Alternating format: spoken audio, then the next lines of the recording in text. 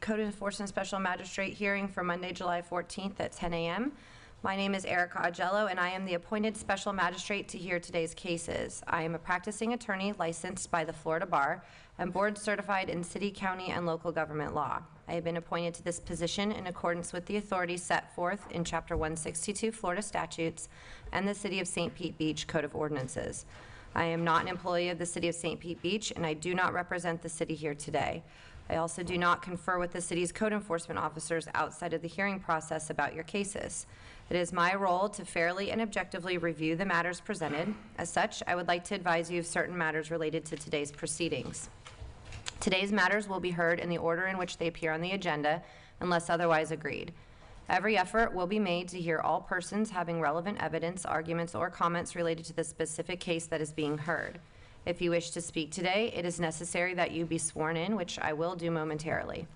All testimony given will be done under oath, and in all cases, since the city has the burden of proof, the city will present its case first. The respondent will then be given an opportunity to refute the city's allegations. Formal rules of evidence do not apply to this proceeding. However, I will make every effort to ensure that fundamental fairness and due process is afforded to all parties. After hearing all relevant evidence, I will issue an order. The order will be reduced to writing and all parties will be provided with a copy, so please ensure that we have your current address or email address. Additionally, you are advised that I do not have the authority to grant you a variance, permit, or special exception of any kind. My role is to solely determine whether the city code has been violated and under some circumstances to provide a reasonable time to correct the violation by whatever means are available to you. Please be advised that you may be subject to a fine and a lien may be recorded on your property if the violation is not corrected by the compliance deadline, if one is provided. If you wish to present evidence today, please sign in at the podium before you speak, and it will be necessary that you swear or affirm to tell the truth. Therefore, at this time, I will swear in any witnesses. Is there anyone wishing to speak today? If you plan on speaking at all, please stand and raise your right hand to be sworn in.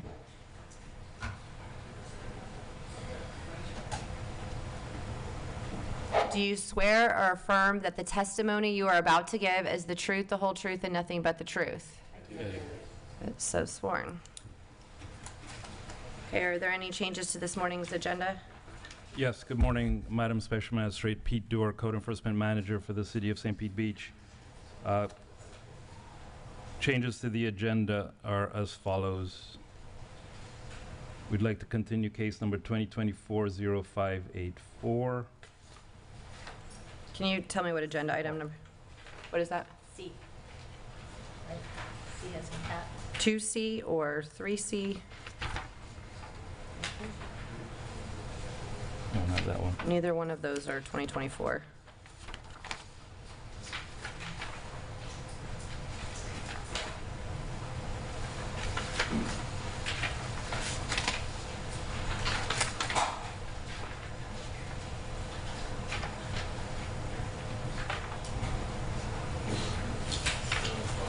This one. 584.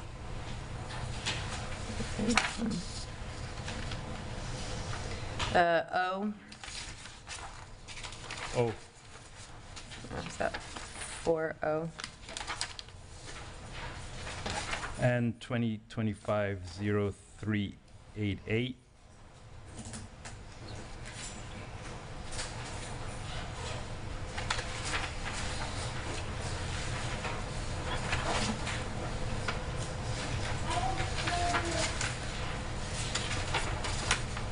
Which is C, 4C on a repeat. Okay, so 5O and 4C.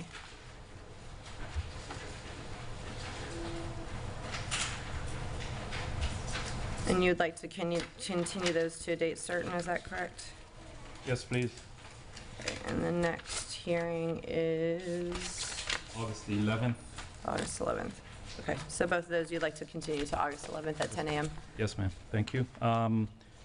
Additionally, and this case is not in the agenda, so I'm hoping that you would honor this request, which is to provide us an order. There was a property sold after the hearing, which is Code Enforcement Case Number 2025-0035. The address is 3111 South the Basin Avenue, that property was sold. So we would like an order saying that administrative costs only. Okay, and you said that's not otherwise on the agenda? Oh, ma'am. Okay, then we'll take that up at the And end of the hearing. very good. Thank you, ma'am. All right, no other cases to be changed on the agenda? Madam Magistrate, as you are aware, the 2A has been dismissed. Correct.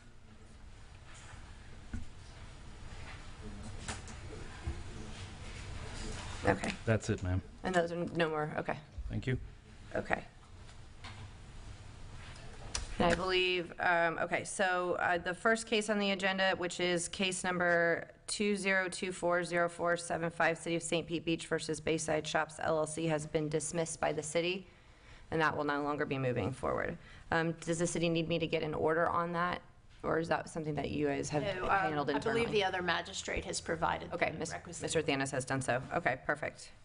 Okay, then moving on to the next case on the agenda, which is 2B, case number 20250010, City of St. Pete Beach versus the Emily Hagan Trust, with trustee Emily Hagan. Hi, good morning, Madam Magistrate. Louis Cruz representing the City of St. Pete Beach Code Enforcement. This is a status hearing to determine the compliance and to assess any authorized fines and cost. The property is not compliant. The city will be asking for $250 a day starting June 2nd, 2025 until compliant, plus $329 for administrative costs and any lien recording fees that may be associated with this case. Okay. Have you spoken to the property owner at all, or anyone No, representative? I haven't. Our administrative assistant, who's not here, she did get a chance to speak with her. I tried to reach out, haven't heard anything from them since my Okay. administrative assistant talked with them. I went there, it still looks like nobody's living at the property. It looks like there was a little bit of work that was tried to be done, but it still is definitely needing a lot of repair on the building itself, and still has trash and debris on the left side of the property. Like palm fronds, trash and debris that is still current. Okay, so still not compliant with the city's code upon inspection? No, ma'am. Okay. All right, is there anyone here on behalf of the property owner, Emily Hagan, as trustee of the Emily B. Hagan Revocable Living Trust? Okay, if you could please come up here, state your name and your affiliation with the trust for the record. That's up to the city, and we just need to make sure that you are able to be heard on the recording. So, of course. Louis, move the mic. Sit. Yeah, I do apologize. I was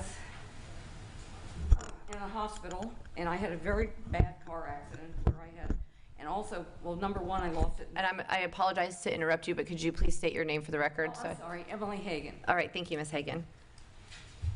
Okay, go ahead, you can Okay, proceed. well, I was in the hospital. First of all, I moved, and I was staying with a friend. My mail didn't get forwarded, so I never got any of the notices until the last one. And I hired somebody to go and, do whatever they could at the property. But like I said, I can't even drive. I've been stuck, and I've been in very bad shape. I had nearly bled to death. I'm having to get iron infusions and all kinds of stuff. I had 4 broken ribs, possible concussion. Anyway, so the reason why I haven't responded is because, first of all, I never got notice because I moved twice, because I was staying with a friend, and then I moved with my son up to Holiday. Mm-hmm. So I do apologize. And I tried to respond as soon as I spoke to the lady at City Hall that called me. But I didn't get any other calls. Okay, and so, and I don't make this to sound like it's an interrogation, but when were you involved in your car accident? Well, that was May 2nd, and then I May had to have surgery. I was in the hospital like a week. Okay, So, but before that, I was moving around, so I had different addresses, and the mail didn't get forwarded. And actually, I did come to City Hall once, and they hadn't inspected the property yet.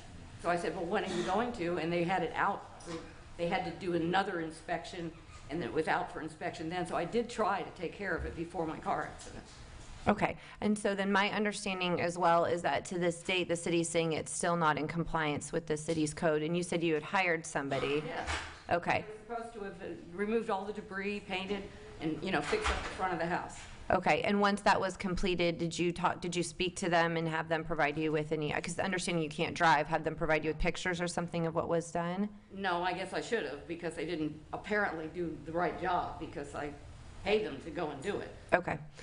And since the city is now saying that it is not completed and is not compliant with my previous order, is there an amount of time that you think that you could use to facilitate that, understanding that you had these things that have come up in the interim? However much time you're willing to give me, I will make sure it gets done this time. It's just apparently the person I hired charged me, but he didn't do it, and I couldn't come down to visit it. Okay. And just a question of the city, do you happen to know what is left as far as what needs to be done to comply? Yes, ma'am. It looks like, it looks like he was duct taping the fascia boards. I don't know what this guy was trying to do. It's not very helpful because I could tell that someone was trying to do something, Yeah. whoever you hired. Yeah. Unfortunately, you didn't do such a hot job. The front yard does look better, but on the left side of the property, if you're looking at the house from the Yeah. street, there's still a whole bunch of trash and debris in there. But the front looks like he did clean up the stuff.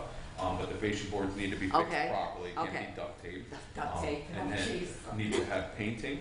Yeah. And then where there's any rotted wood, which is usually on the exterior Yeah. walls, because it's an old style home. Yes. As well as like the, I've owned it for 60 years. Yeah, That was yeah. my first house out. I've lived on St. Pete Beach since I was 2 years old, and I'm 77, so. yeah. And the door frame, that's starting to deteriorate and Okay. to rot. So just fixing up some of these Yeah. things, and you could be in compliance fairly Okay. easy as long as Well, obviously hire somebody who. I was saying, Mr. Cruz, I know in my order I had said that any permits for anything that required permits, I'm assuming the fascia board would require a general contractor or someone to pull permits for? It looks like the majority of it is going to need to be redone, and because it's that much of extent, and maybe even some of the door trim and stuff like that, that may need to just be thrown in there. Okay, But yeah, that fascia board, it's the majority of the fascia board. okay. Okay, well, I definitely will get them to replace that. Today is the 14th, okay. Ginny, what is September's hearing date? September 8th, okay. Okay, based on, I'm sorry, Ms. Hagan, do you have anything else that you'd like to add? No, it's just that I wasn't thinking clearly, and I, wasn't, yeah. I can understand. Anything else from the city, Mr. Cruz? Okay. I am going to allow for a 30-day extension from today's date on the order for compliance. The reason I'm allowing for 30 days is because it does, from the pictures that were given to me last time and the testimony from the city, it looks like you may need to contact a general contractor in order to pull permits. Okay. So you will have 30 days to comply with my previous order. Do you have a copy of that order? Yes, I didn't Okay. bring it with me, but I. Okay, so you have 30 days to comply with my previous order. I will get you another written order to that effect. Please just make sure we have your current address or email address to send it to. I'll speak for the record, my address now. You can, if you put it on the sign-in sheet, that's best for me, because they'll send that to me afterward, and I can make sure you get it. I'm living up in Holiday now.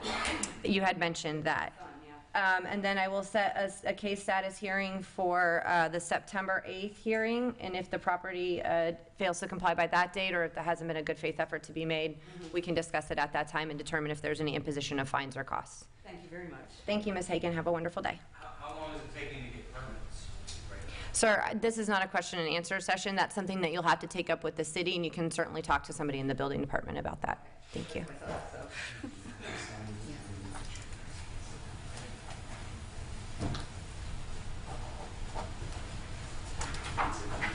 All right, moving on to the next case, that's 2C, case number 20250211, City of St. Pete Beach versus Starlight Tower Incorporated.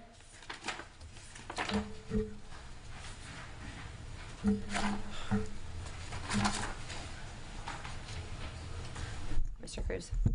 Thank you, Madam Magistrate. Give me 1 second. Louis Cruz, City of St. Pete Beach Code Enforcement.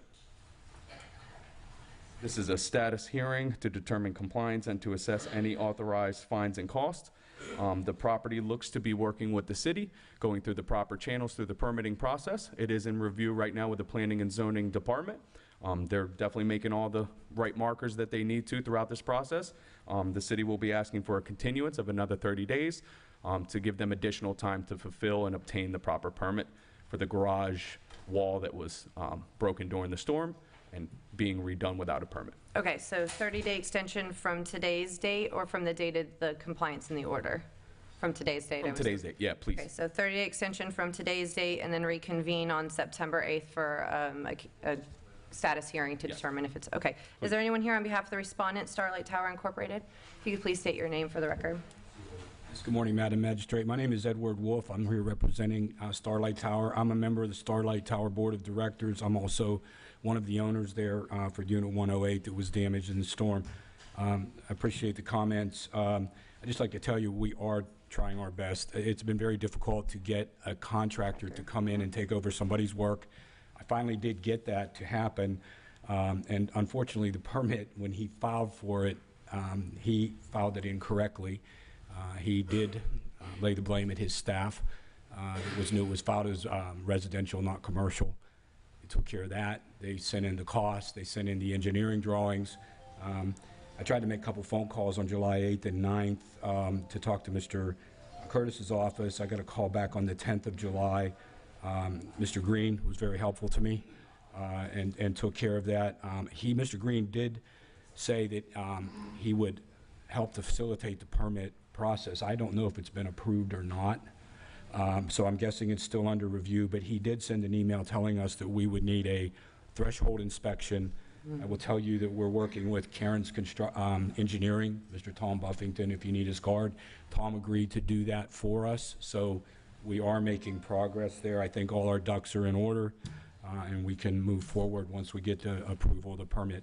I will say that the permit did have not only the garage walls, but when the gentleman came out, it was the north and south barrier wall, and there were 5 small knee walls on the back units that were damaged during the storm. We're just trying to get all the All of them. masonry done at once. Okay. Okay? Thank you, Mr. Wolf. I do appreciate that, and I appreciate that you guys are trying to make do good on the mistakes of the previous And handyman. that's a point of clarification, then will I need to appear, I drive back and forth from Lakeland, so I'm sort of a weekend warrior here when the place is working. Will I need to appear back, or will it go through the permitting department? How does that work? So I was going to say that will, and back before me, that will depend on whether or not things are solidified by the next 30 days, but keep in contact with Mr. Cruz and he'll let you know whether or not you need to appear back or whether we're good or what will need to happen. But you'll know before that, so, Great. so And that you can plan. for my board, if there's any administrative fees or fines, I'm willing to take care of that. Just let me know what Sure, we got. we're not there yet, but if and when we get there, you will know, trust me. Ma'am, thank you so All much. right, thank you, Mr. Wolf. I will get you guys an order on that. Mr. Wolf, I have your email address, I believe, so I will go ahead and forward that to you.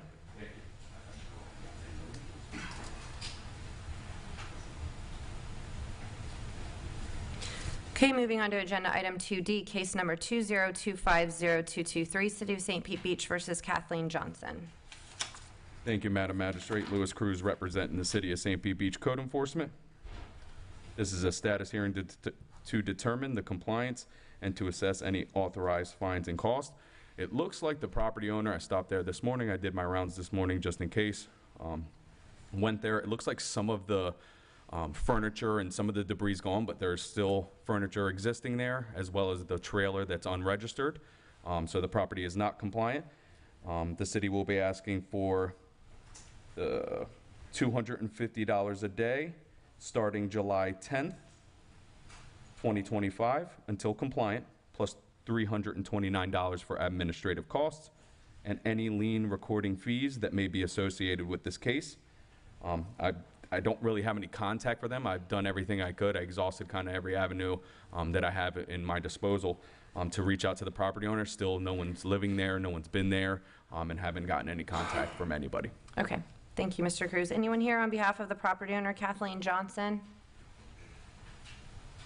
Anyone here, Kathleen Johnson, or anyone on her behalf for the property located at 620 64th Avenue? Okay, seeing no one. All right, I do find that the property remains non-compliant and non-compliant with my previous order. I will assess a $250 a day fine starting on July 10th, 2025 and running until the property comes into compliance. It is the property owner's responsibility to notify the city when the property comes into compliance. I'm also going to assess a $329 cost for the administrative cost of the city and any lien recording fees that may be necessary to affect that lien. And I will get a written order out to that effect. All right, moving on to 2E, case number 20250056, City of St. Pete Beach versus 5411 Palliway Land Trust. Christopher McMillan is trustee. Thank you, Madam Magistrate. Louis Cruz representing the City of St. Pete Beach Code Enforcement. This is a status hearing to determine compliance and to assess any authorized fines and cost. The property unfortunately is not compliant.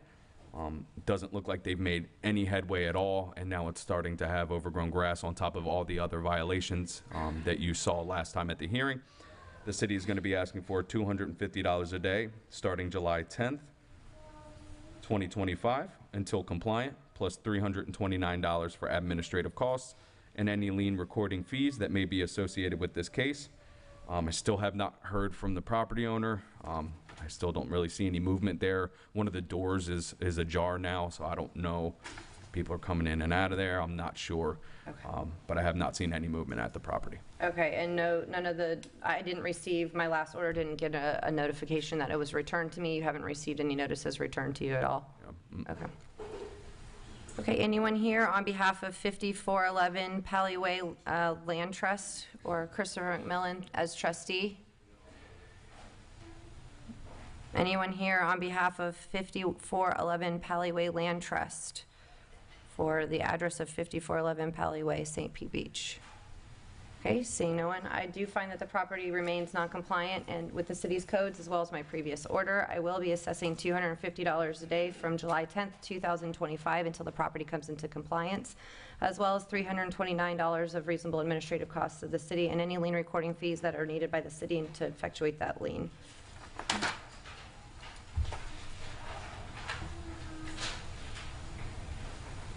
Thank you. Okay, moving on to case 2F.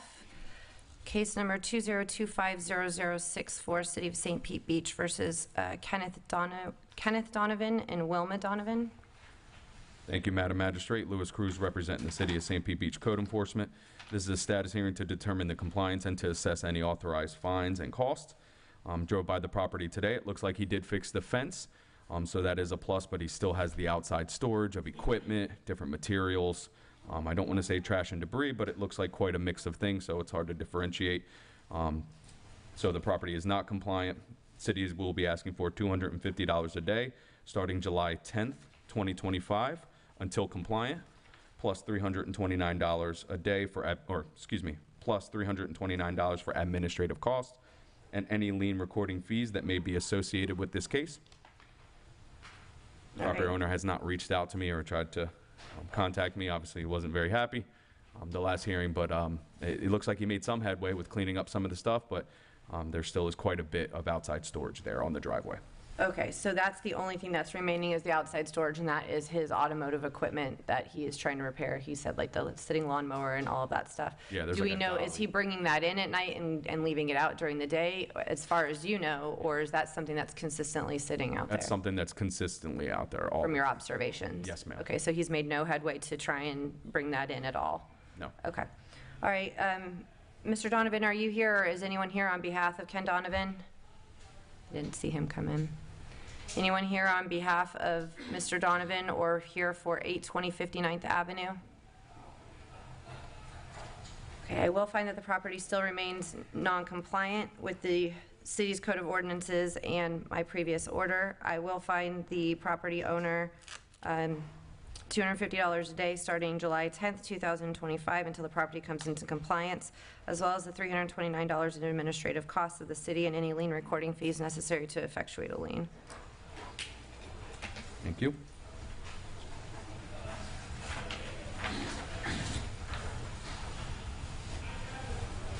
Okay, moving on to agenda item 2G, case number 20250224, City of St. Pete Beach versus Develop St. Pete LLC.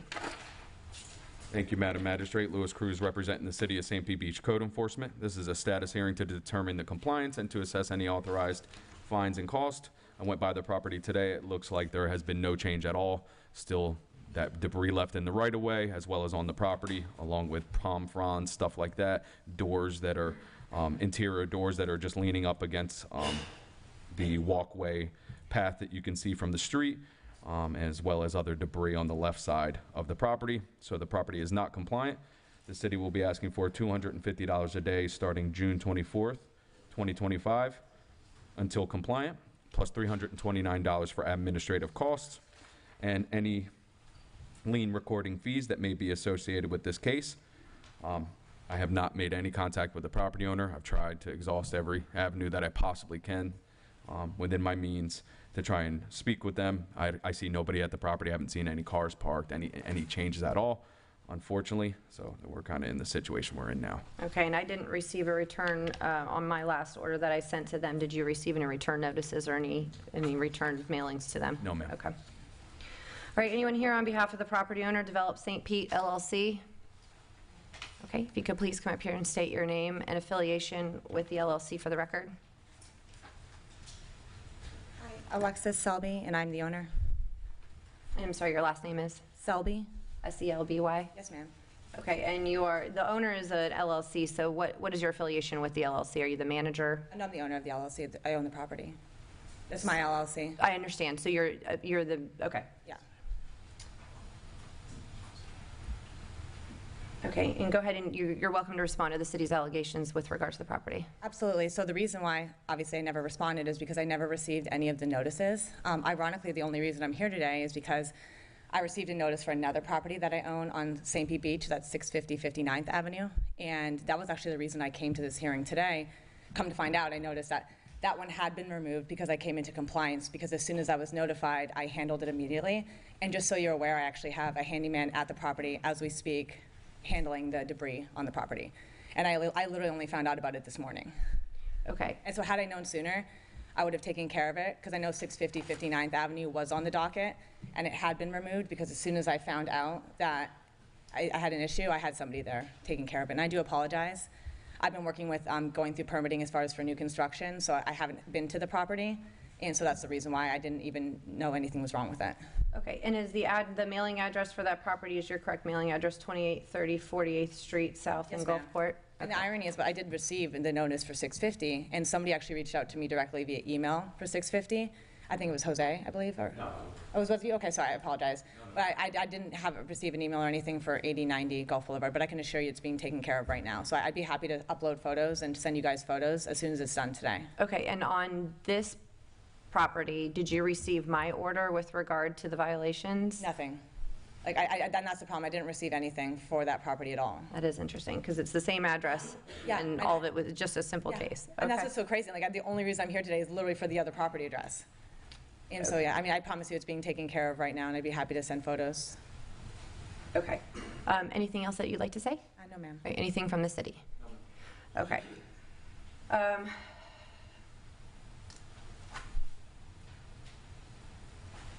All right, what I'm going to do on this one is I am going to allow 48 hours for this property to come to compliance, basically a 48-hour extension. The weather's kind of Yeah, he's there right now. He actually just confirmed. He was yeah, I just want to make sure if they're unable to take care of it today, that at least because of the weather, you've got time, that you have credible testimony here today that the property is being taken care of right now, that even though notice didn't come back, that you didn't receive notice.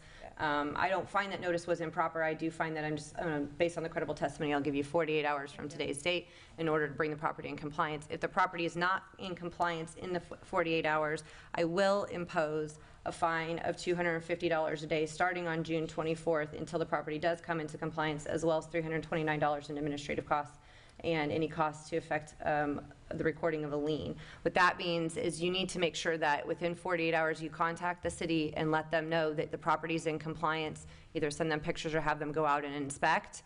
And if it is not within that 48 hours, that fine is going to start to run on the property, okay? have a printout of all of the code violations that you might be able to provide? I don't. That was in my order. The city can get you a copy of that order. Please, though, do make sure that we have your email address that on the sign-in sheet so that I can make sure I get you that order today so that you have the information and can contact the city. Fantastic. I just want to make sure everything's done that's on that list. Of course. And then we'll provide like the email address of where I can email everything to as well. That you can get with Mr. Cruz and he can assist you with that. So I'm not with the city, I'm just an independent human being who's just trying to facilitate this. So yeah, if you get with the city, that they can assist you with answering those questions. Cool. Thank you so All much. right, not a problem.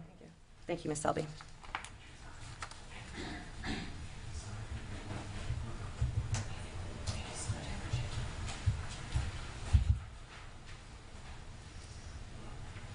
Okay, moving on to agenda item 2H, case number 2025045, City of St. Pete Beach versus Genevieve Curtis.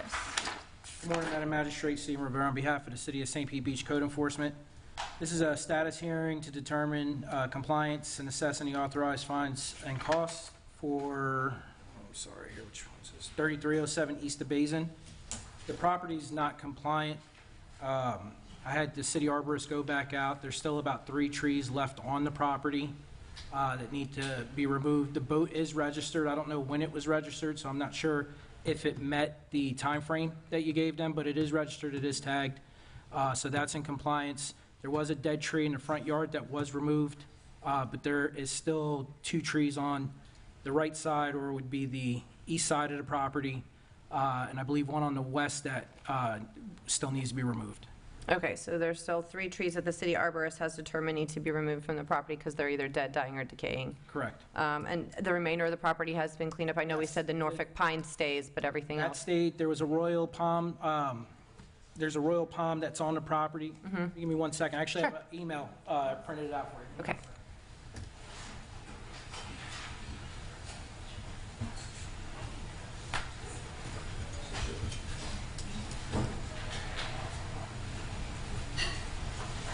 I apologize for grabbing the wrong stack of papers when I came. No worries. But there is an email here from the city arborist. The overhead, please.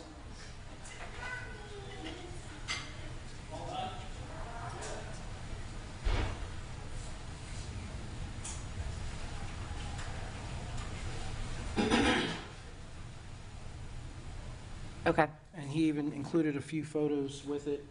So he circled the 1 tree there. So that the pine, as you can see, is to the left, so that's still there. That was the pine that he said could stay. Good stay. This was another tree that was able to stay. This was the royal palm that he said was in good condition. But then there's the tree in the back. And then the other trees that were in question. Okay, and the tree in the back, you can see that from the front of the property, but are we sure that's on their property? Yes. Okay. And how are we sure that's on their property? Google Maps, property appraiser, looking Okay. from that point. Okay. All right, have you had any contact with the property owner? Our admin did. He did ask what else had to be done. I believe she was in contact with him. I did get a chance to finally get out there. I believe it was Thursday, was when I saw the tree, so I asked the city arborist if he could go back out again just to make sure that, we were crossing all our Ts, dotting all our Is. He sent that email this morning. Okay. All right, thank you, Mr. Rivera. I'm sorry, and what was the ask from the city as far as fines and costs? Oh, I'm sorry. So it would be $330 a day. I'm sorry, $225 a day, $250. $250 a day? $330 administrative costs and any recording fees that may be associated from 617. 617, okay. All right, is there anyone here on behalf of Genevieve Curtis? If you could please come and state your name and affiliation with the property owner for the record. I'm Robert Curtis. My mom is the property owner. For starters, I apologize for showing up so casually, but I was needing to get out to the house actually again today. No worries, and before we begin, Mr. Curtis, do you have your mom's authorization to be here and represent her interests on her behalf? I do, I don't have that in writing, but, That's okay, I'll take your credible testimony to that effect. so, I'm a little bit at a loss on some of what was stated because I don't actually have all the information. So the house is not livable right now. Mom's living with me right now in Seminole. We've had multiple health issues in the family. I've had a cancer surgery this spring. My brother and I are the only ones able to help her. He actually has been in treatment for cancer for over a year, just wrapped it up a couple months ago. Trying to keep it all in my head. The boat was registered. Well, I should explain, first of all, that we didn't actually find out. We've been at the property over 24 times, as we were able to since the hurricane. I've been working through the spring as best as I can. We weren't able to get a mailing of this because she's not at the property, but this apparently had been mailed or taped to the front door. We discovered this literally stuffed down. The explanation is we had years ago redone the front porch with some archways. We were going to put some wrought iron in because that hadn't been completed when we fenced that front section. We just kind of moved the fence up so we could fence right along that open side so nobody could get through our front porch into the backyard. So the fence is literally up against the raised slab. This had been wadded up, and if you want to inspect it, it's kind of hard to put it under the camera where you could see it, but literally wadded and stuffed down. We were out there one day in June, first week of June or so. My brother, who's here, saw it, pulled it out, looked at it, and said, hey, we got a big problem. So that's immediately when I contacted city and talked with, I think her name is Jennifer Donch, assistant for the city. She was going to send me pictures. She did email an email saying thanks for calling, but I never got those pictures until last week when I called to let her know that per plan we had been doing a bunch of work out there, and I had a bunch of pictures that she had requested, the verbal report and all the rest. So she said something, well, didn't you see my picture? I said, well, no, I didn't get those. So she sent them. Sorry, I'm checking my brother. She didn't actually send those pictures yet, I think. The bottom line is we've been working like Turks out there. About easily 90% of what I was told about was done. Those tags were not put on. They're my brother's boats. He explained, he's been in the boating business his entire life. He explained there's a phenomenon in Florida of people stealing boat tags. I guess it's just because people don't keep an eye on or put in their garage their boats the way they do their cars. Long and the short of it is, he got them registered, but it was only after I called and found out that was what the issue was. So I can tell you up front, it wasn't. I mean, we found out after the hearing that had been set because this is dated, I think, January 15, and I think there was a May hearing. And this was first week of June we were finding out about it. So we were in a bit of crisis mode. I do have photographs of what we've done there. It was very overgrown. Continual problems with the lawn man. I've talked to him many times. I don't want to waste your ear on that, but my brother and I have personally cleared fence to fence, house to fence, and I can show that. If I don't know whether the fellow from the city could report that, but is there a...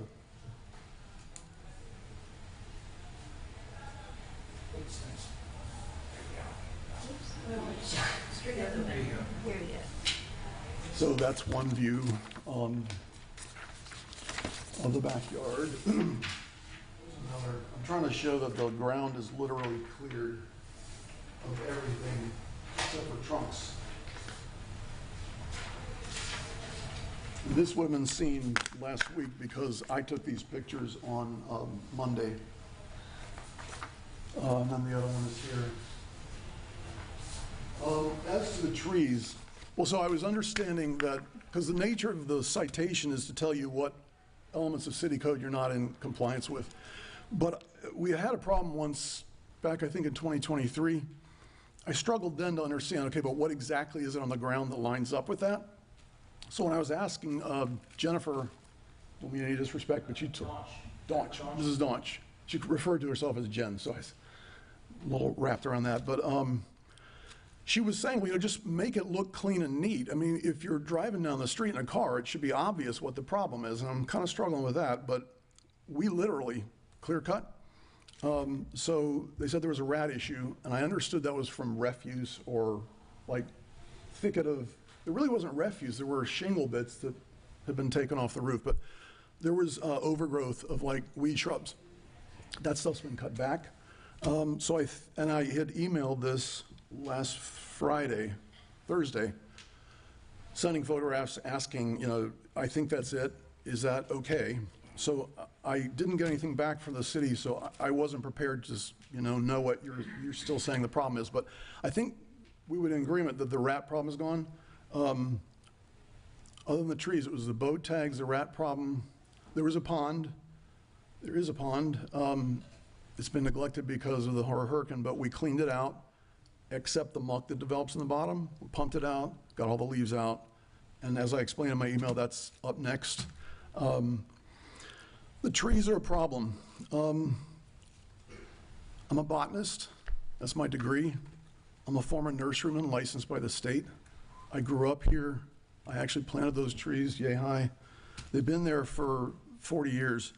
And I do have some photographs of the trees, but I'm trying to remember the ones that were stated because I wasn't aware I think it was the first one was to the left of the front porch, is that right?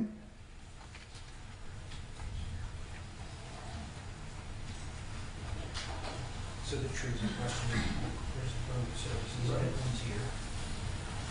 And then that. And So this one. Says that was dying. I almost don't know how to respond to that, except it's categorically incorrect. The standing advice from the state of Florida, Institute of Food and Agricultural Sciences, freezes, hurricanes, you always wait through the following growing season because trees and palms especially take that long to demonstrate that they're coming back. And so this tree actually, you can see sprouts all over it. That tree won't be sprouting, especially this late in the heat of summer, because heat will cause a plant that doesn't have sufficient cambium to support the leaves to collapse in heat. It's just, I mean, I wish I could confront him and ask him questions because I have at least as much expertise as he, and he's simply wrong on that one. And ironically, he completely missed another one that is a problem. But this is one of my pictures. That's of the tree. So this right here is the tree just behind the fence to the left of the one. Yeah. So there's a tree right here. It's kind of coming out at you, but there's a tree right behind it that is this one. It's got sprouts all over it. I don't think that's the one. This is a different one. It's not this one. Nope. So, well, I don't have a plan view, but this one itself has sprouts. And I actually have a picture of that one as well. This one's got sprouts all over it, though that I think you didn't have a problem with. That's in the back, along the back fence. And if I can't see it from the street, I didn't write it up. It was just Okay. from what we could see from the roadway. Okay. So this was actually dead. And I had been watching this. I had emailed Ms. Donch explaining to her that I had been giving remedial care through the winter. This particular it's a mix of vitamins you can give plants. I gave it a light fertilizing, all the rest. Took some care of it. This one's developing a loss of bark. That's a clear sign that the plant's just not going to survive. But that's the only one that I've been watching that's definitely not the, I think what they mean by this yellow is this tree here. That has sprouts on it. They're not as many, and I'm watching it now. All of these plants, by the way, are collector's items. I acquired them through a lot of difficulty. In one case, I got seeds from overseas. It matters a lot that we not just cut these trees down if they're actually going to survive. And they're showing clear signs that they are surviving. I'm the first one to cut it down for safety. I don't want my mom's house or the neighbor's house not coming under a problem. And I actually spoke with the neighbor next door. So she's aware and she supports what we're doing. I remember in 2023, I had come in here with the wrong idea about what I needed to address because the code enforcement officer had told me it's really about the tree. Turned out there were other issues, and I spent my whole time talking about the tree. I don't want to do that again, but... Well, let me stop you. So of the trees that and can I see the email from the arborist again? Of the 3 trees that were pointed out, you're saying at least 2 of them have sprouts.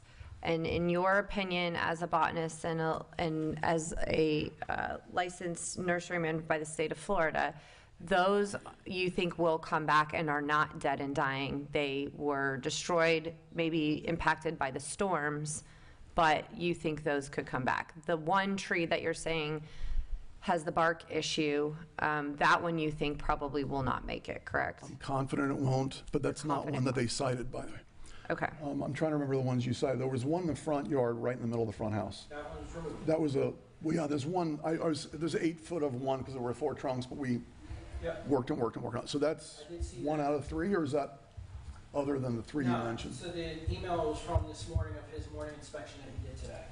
I'm just wondering if that one tree is one of the three you're mentioning. I wonder if I'm missing one of the tree you're referring to. He said were okay were the royal palm and that Australian pine. Those were the two trees that he said that he could see were in good shape. And the other trees that were circled in yellow that were on the same side as the royal palm. So There was one there, right? the email from Mr. Shelton says that the tree in the third picture shows a large amount of dead branches in the entire top of the tree. It does not to be tree worthy of keeping and should be removed. I don't know what that means. Worthy of keeping should be removed. It says the large dead limbs pose a threat in any storms with significant wind. So for me, that to pare those dead branches down, I think that would be, suffice for the arborist, because I do understand the safety portion of it. If they are dead branches and they are likely to be brittle and come off, they should be removed. May I make a quick comment about that? Sure. The problem is we don't know whether they're dead and brittle.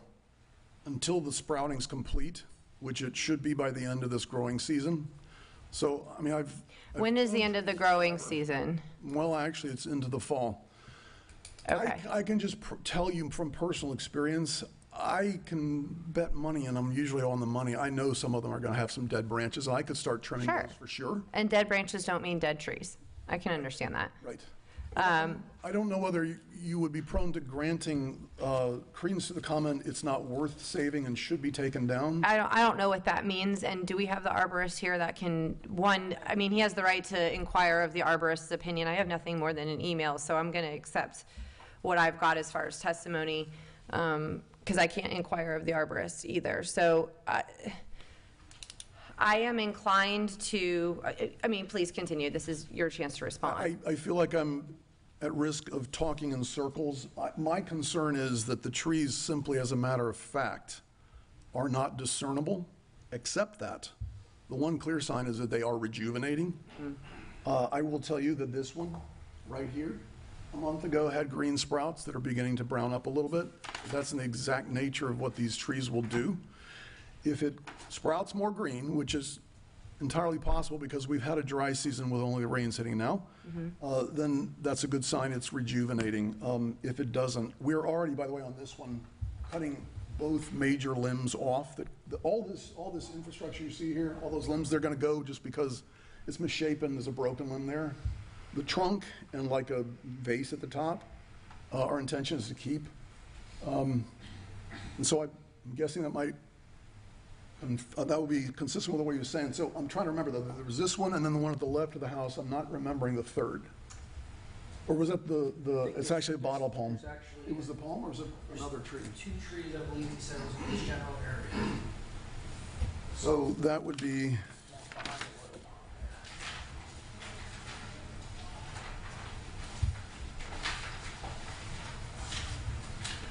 that is this tree and the other tree is this tree, because this tree is a little tree here.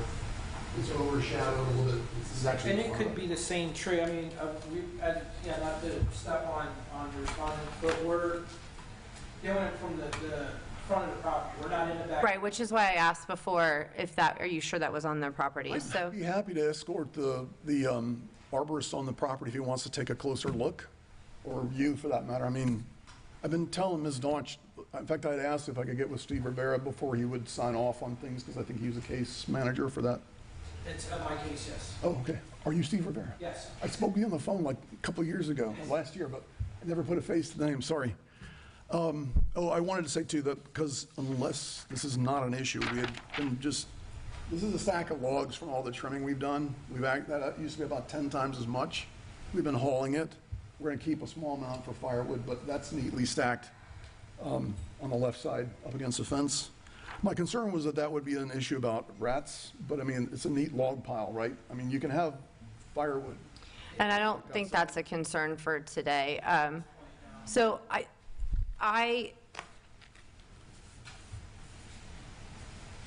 think I'm ready to make my ruling unless you have anything else. And it is going to be limited to the trees because that's kind of all that Mr. Rivera is concerned with. And I think we've had a good discussion on that. Is there anything else that you want to? I wouldn't accept, I would ask you to accept my good faith because I'm just telling you, surgeries, cancer treatments, we are trying our level best. We have to actually make headway on inside. We've gotten an extension on, forgot what it's called, but it hit the 50% rule. So we got a permission on an extension on that. I have my own house in Seminole that has ongoing issues. Sure. I need to work. My mom's 96, had a stroke. She's with me. There's only so many hours in my day, and I really am trying my best. And we don't intend to stop, by the way. We're easily 90% through what was all there to start with. So anyway.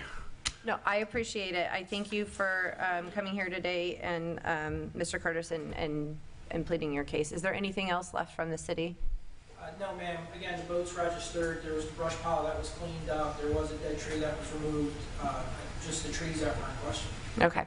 I am going to find that the property is in compliance with the city's code and with my previous order. I do find that the credible testimony of the respondent here and the proof of the photographs are that the trees are sprouting. There may be a determination perhaps at the end of the growing season that those trees are now be determined dead. I didn't see from the photographs any concerning branches as far as if there were, you know, a storm to come through, that they were precarious or any type of thing like that. The code specifically states that it was cited under dead branches or fronds or trees or shrubs that constitute a nuisance. I didn't see anything in there that constitutes a nuisance from the trees that we are concerned with here today. The one that you determined might be dead, that we just said we don't think that's one of the ones that was cited, that's something that you might need to contend with, but that's not an issue here today. So I am going to find... Because that's urgent that I get on that tree. It's big, and I'm confident it's dead. Sure, and like I said, that... Put my time on that is what I just... Yeah, we're not here about that tree here today, so if that's a concern to you and you need to focus on that, that's certainly My only something you concern can is it do. would take time away from other tree trimmings that I'd have to do. I mean, I have... Well, and because I'm finding that the property is in compliance, there's no citation that will be out there. However, if the city does inspect after a time and finds that they are continuing or they're getting worse, they're not getting better, the property has fallen out of compliance, there may be a time that they cite you again. And then I would just encourage you to speak with the city to figure out exactly what needs to be done. But right now I'm going to find that the property is in compliance. However, I am going to assess the $330 in administrative costs for the city having to bring the case before the magistrate here today. Okay. And then I will get you an order to that effect. Since you are having problems with receiving that, do I have your email address on the? You do. Okay, And I've perfect. been in contact with code enforcement already. Perfect. Then I will send the order there that you'll have that for your records, and then hopefully I don't ever see you back before me again. I hate saying it that way, but yes. I agree. Yes. You guys need my... All right, well, thank you for your time, Mr. Curtis, and please stay safe out there. Looks like the weather's getting a little nasty. Okay, moving on to agenda item 2I, case number 202400539, City of St. Pete Beach versus Thomas Simmons.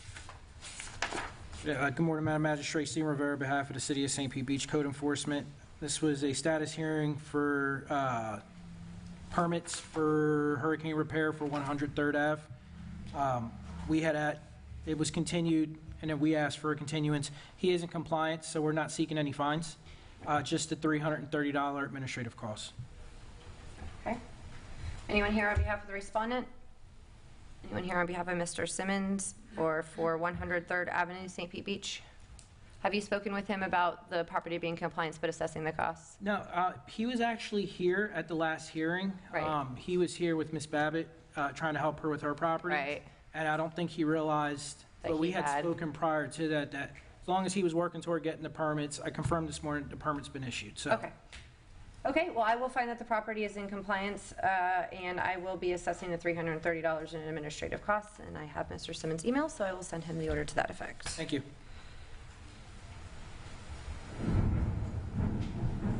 All right, moving on to agenda item 2J, case number 202400529, City of St. Pete Beach versus the Richard Allen Long Revocable Living Trust and Richard Long as trustee. Good morning, Special Magistrate. Ayaka Ruktashel, representing the City of St. Pete Beach Code Enforcement. This is a status hearing to determine compliance and to assess any authorized fines and costs. If you recall, this is the permitting case for grilling and chilling. As of the last status, it had a third denial by planning and zoning. I believe that was around in mid-June. So I've got the permit department here who would give you the absolute latest of what is required for them to complete there. I'd like to call Joanne Bolin. Certainly. Ms. Bolin?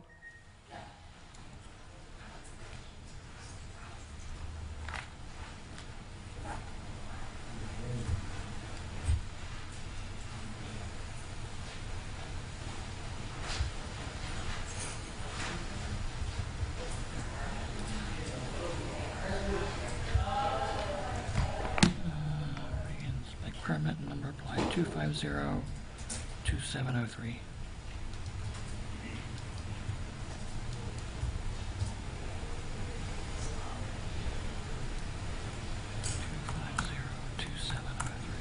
Thank you.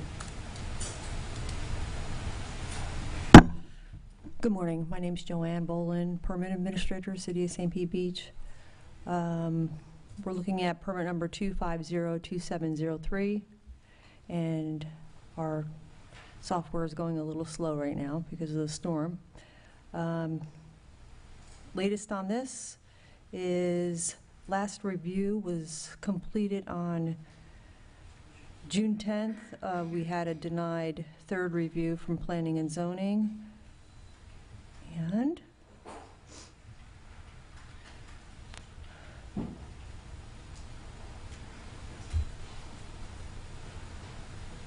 just make sure on here. All right. The building was denied on 6/13/2025.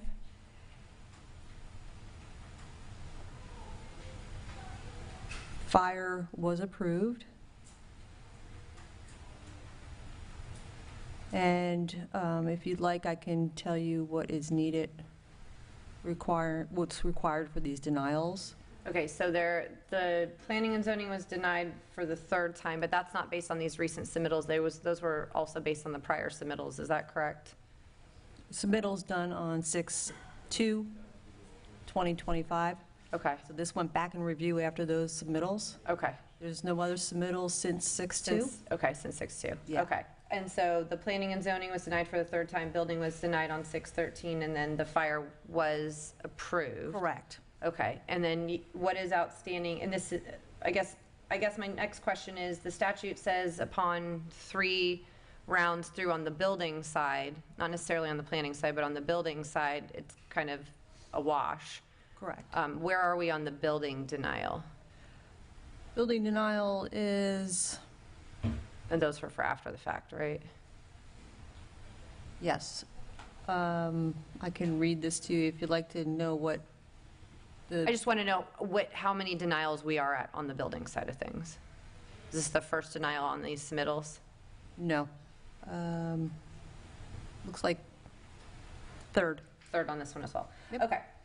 So what is outstanding as far as deficiencies for the permit? On the building side, plans are not legible. Redraw plans so that all elements of the area are clearly defined and words can be read.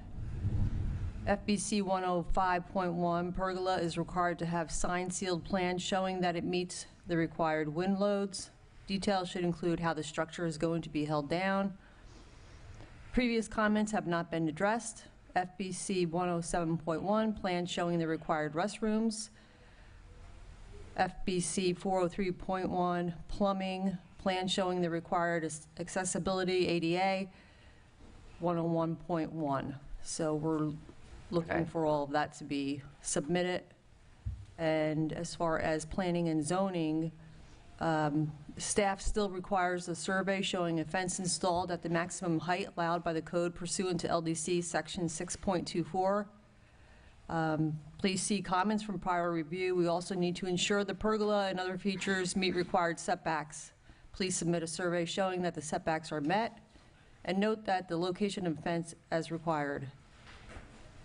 Number 2, the city has performance standards as listed in LDC Section 6.17 pertaining to smoke and odorous matter. If the smokers are placed and approved by the city's fire marshal, they will need to remain compliant with these standards. Failure to comply may require the smokers to be modified or replaced. This approval shall be granted contingent on compliance with these standards. Okay, so we've got a survey issue for required setbacks. Correct. We've got legibility for the building side. Correct. And wind loading, et cetera, for the pergola. Yes. Okay. Okay. Anything else, Ms. Bolin, that you have? That is it. Okay, and so, right, those comments have been already directed to the property owner's contractor or the Yes. tenant's contractor? Yes. And when were those comments sent out? Those comments were sent out on 6/10 and 6/13, Okay. and the last upload we received was on June 2nd, 2025. Okay, so the newer comments have not been addressed yet? Correct. Okay, thank you. Thank you very much. Would you like to hear from the... This is your case, whoever you'd like to put on. So, For as your far as the witnesses. city's concerned, this property is non-compliant, and so we would be seeking, $250 a day fines from the order date that you had set. I think you gave them 30 days from your last order to obtain a permit. It might be as of today, or it might be as of... I didn't give any set time frame. I just said that they would do a status hearing to make sure that there was a good faith effort in applying for permitting. Right, so whatever day you determined that they were, didn't obtain their permit, that would be an administrative cost, of course. Sure. And what is the amount of the administrative costs? $330? Okay. Okay, anything else from the city? Nope, not from the city. All right. Mr. Bowery?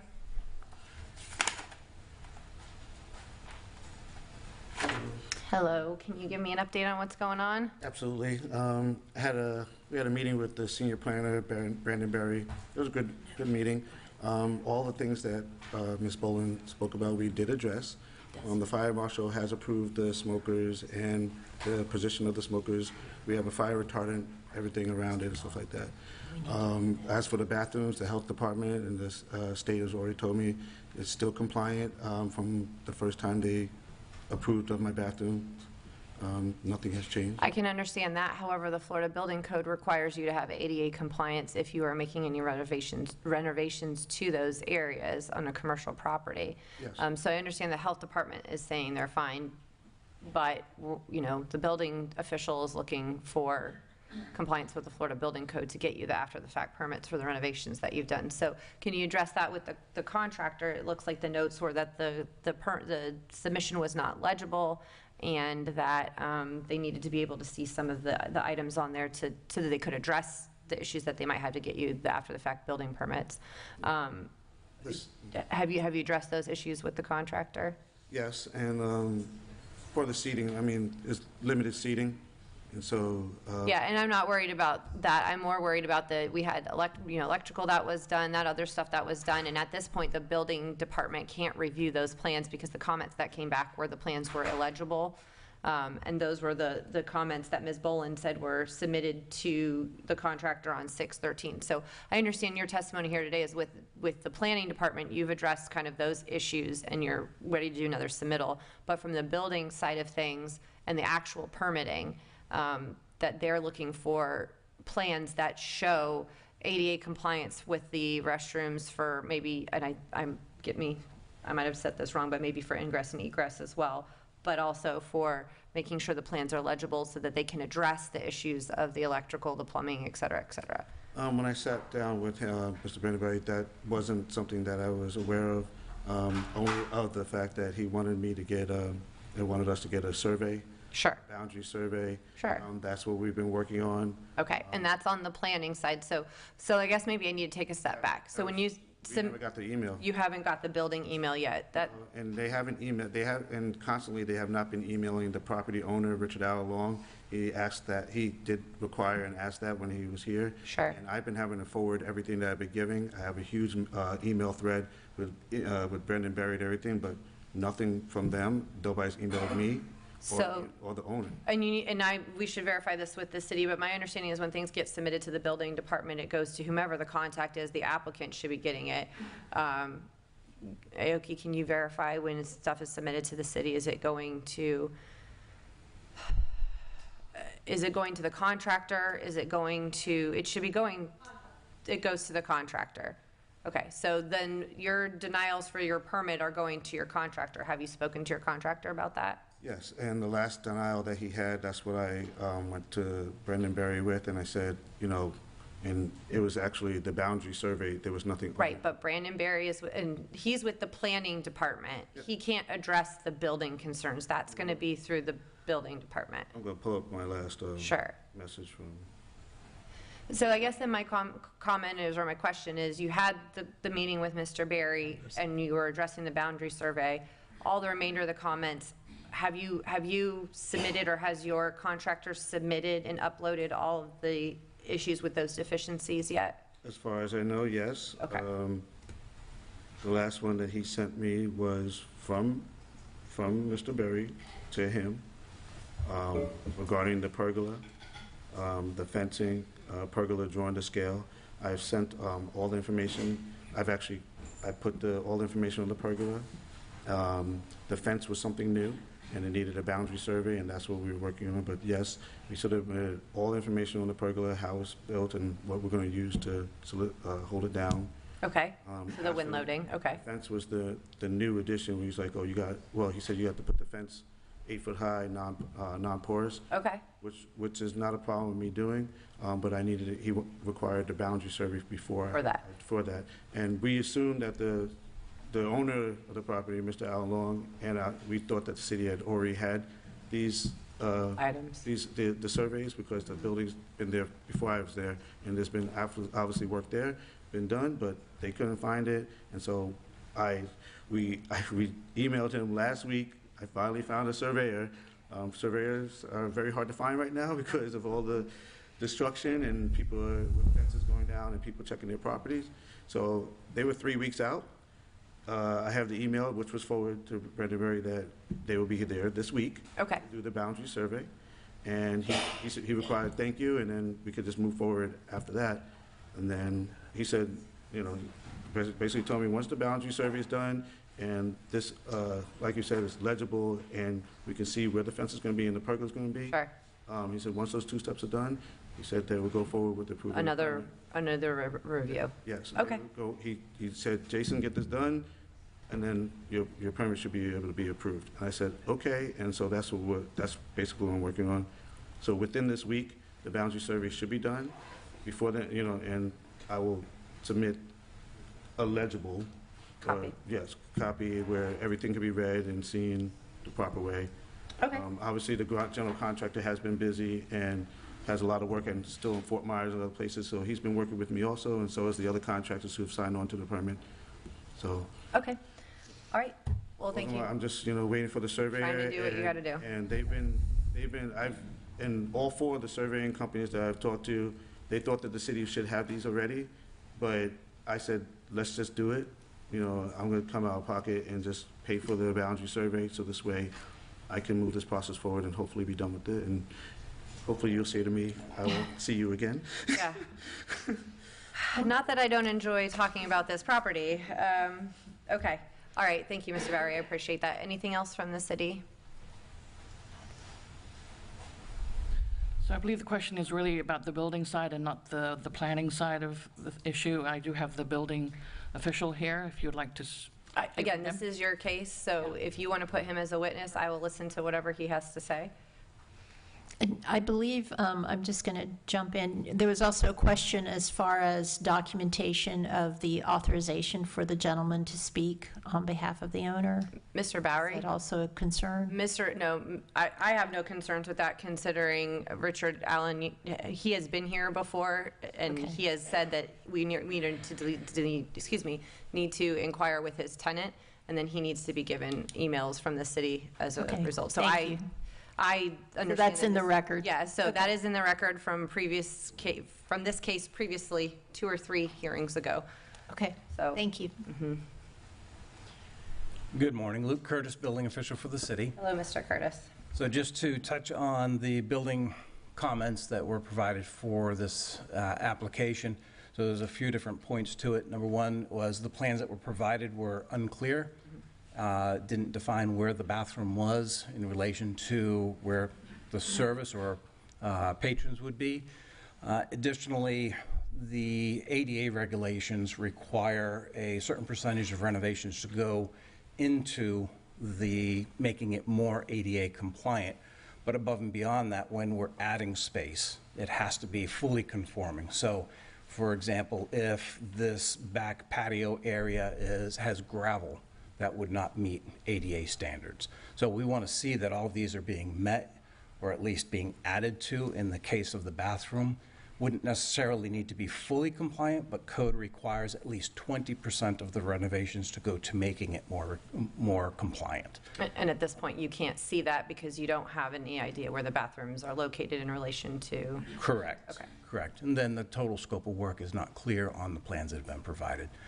So once they get that clarified, get clear, concise plan, and that is ADA compliant, then we can make a full review to determine if it is adhering to all the regulations. Okay.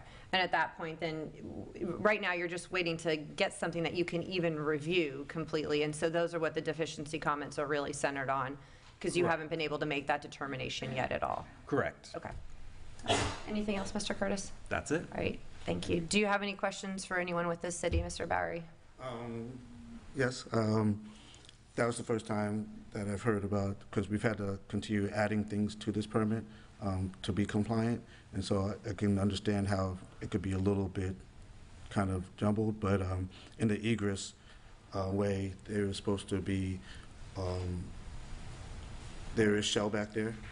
Okay, so I'm going to stop you right there, Mr. Bowery. I am not going to be listening to anybody trying to figure out if the permits are compliant or not. I appreciate that. I know a little bit about the building code to be dangerous. I don't want to get involved in it. No problem. What I do want to say is I think the comments are pretty clear here today that you are making an effort to try and comply with the order and get the permits that you need. You've talked to Mr. Berry trying to get the planning stuff sorted out. Absolutely. Mr. Curtis and his department have gotten you the comments on the building side of things, and you are working to get legible plans submitted to the city so that they can actually conduct a review. So from my perspective, I think I have enough information to say you are making a good faith effort to go through the permitting process, albeit it's a slow process. And so I am going to go ahead and I'm not going to make a ruling on fines and fees today. I am going to say that you are continuing to make a good faith effort and are compliant with my order, but we are going to be back here at the August 11th hearing to have another status check. I will say I am almost to the end of having status checks. You all are going through what you need to go through, and I understand that takes time. But what I'm also hearing from the city is that we are on third reviews and denials, and we're going to be here on fourth reviews and denials. So at some point, the train has to land, or the train has to get to the station, the airplane has to land, whatever metaphor you want to use. Pretty confident that Okay. this will be hopefully wrapped up within the next. Sure, and whichever way it goes, it matters not to me. I know it does to you, but whether or not they approve it or deny it, if they deny it, then we need to just make sure that you get the property back into compliance where it needs to be so that we can be compliant with the city's code. If it's approved, then that's great. Hopefully, I don't see you back here in August, but if I do, then we'll just keep going to see, Yes, ma'am. where we are in the process. But I have your information. I will get you guys an order to that effect, that right now, my ruling is that the respondent is continuing to work in a good faith attempt to secure the necessary permits to get the property into compliance. There have been reviews and comments. There were deficiencies that I understand that the testimony of Mr. Bowery are being addressed, and so we will meet back here on August 11th at 10 a.m., and hopefully all of those issues will have been addressed and you will have a permit. Yes, ma'am. All right, thank you so much.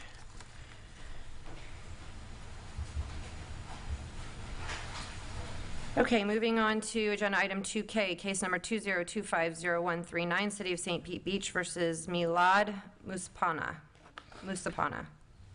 Yes, Ayaka Ruckshell, representing the City of St. Pete Beach Code Enforcement. This is a status hearing to determine compliance and to assess any continued fines and costs. This property is compliant. You may recall that there was an issue with returned mail. He wasn't receiving notification. However, I did hear from him after he received your order. I did confirm the address was exactly the same as what we had been sending it to, but the order actually triggered a response.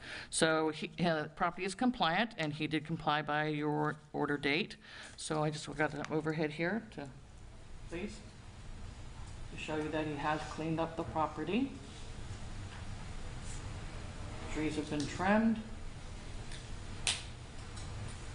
And all around the property there. So the city is not seeking any fines, but just administrative costs, Okay. $330. All right. Is there anyone here on behalf of the property owner? He lives in Arizona, so Okay. And you said, did you have a chance to speak with him? I did, Okay. yes. And he is aware that the property, is he aware that you are now finding the property in compliance, but you are seeking to assess costs against him? Yes. Okay. All right. All right, I will find that the property is in compliance by the date of my order, and I am going to assess the $330 of reasonable administrative costs of the city. Okay. Okay, moving on to agenda item 2L, case number 202501773, City of St. Pete Beach versus Blind Pass Properties 3 LLC. So, Ayaka Ruktashel, representing City of St. Pete Beach Code Enforcement. This is a status hearing, again, to determine the compliance and to assess any authorized fines and costs. This case had to acquire a demolition permit, and the last check that I had made, it needed, the only last part was a pre-site inspection, which the contractor has to call into the city to arrange. So I'd like to call Joanne Boland to give us a up-to-date status check on that, where the Okay. permit is.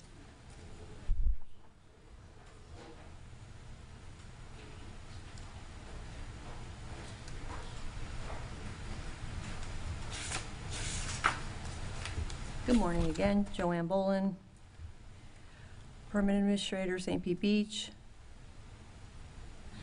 So we have a demolition of a home permit, permit number 2504949. The permit is approved. We are waiting on a pre-site inspection, and we sent an email out on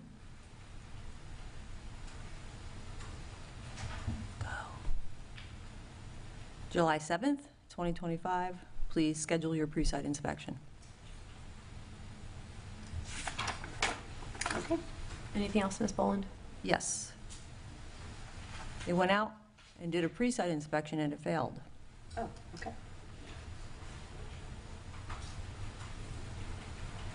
It said that the condenser still connected. There was no silt fence put up. And that was on the 9th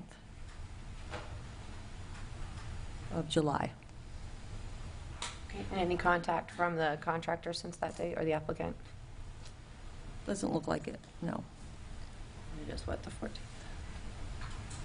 Okay. All right, thank you, Ms. Boland. Thank you. Anything further? Okay, so I guess the property is still not compliant.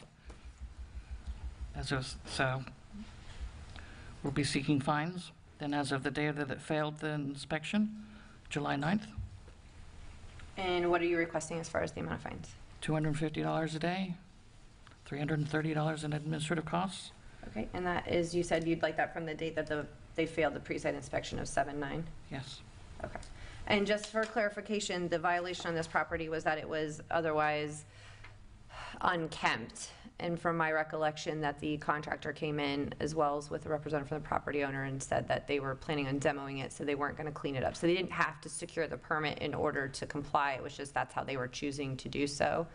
Can you tell me, otherwise, is the property in compliance? Because I believe the issue was that there was just vegetative debris, furniture, discarded trash and whatnot. Has any of that been cleared? Because it really wasn't, the issue wasn't the permit, the issue was the status of the property. No, nothing's been done on the property. Nothing's been done on the property at all. Okay. Okay, thank you. Is there anyone here on behalf of the property owner, Blind Pass Properties 3 LLC? Anyone here on behalf of the property owner, Blind Pass Properties 3 LLC? Last time I think I spoke, it was Jack Buns and Bill Majewski. Nobody. Okay. My previous order gave the respondent 30 days from the date of the order, or by Thursday, July 10th, to bring the property into compliance. The testimony of the city is that the property is not compliant, regardless of the fact if they have a demo permit or not. The property still is outstanding with debris on the property and other vegetative issues. So I'm going to find the property is not in compliance as of today's hearing. I am going to assess fines of $250 a day beginning on 7/11/2025, which is the date after the date of compliance in my order, until the property comes into compliance, as well as the $330 of administrative costs of the city.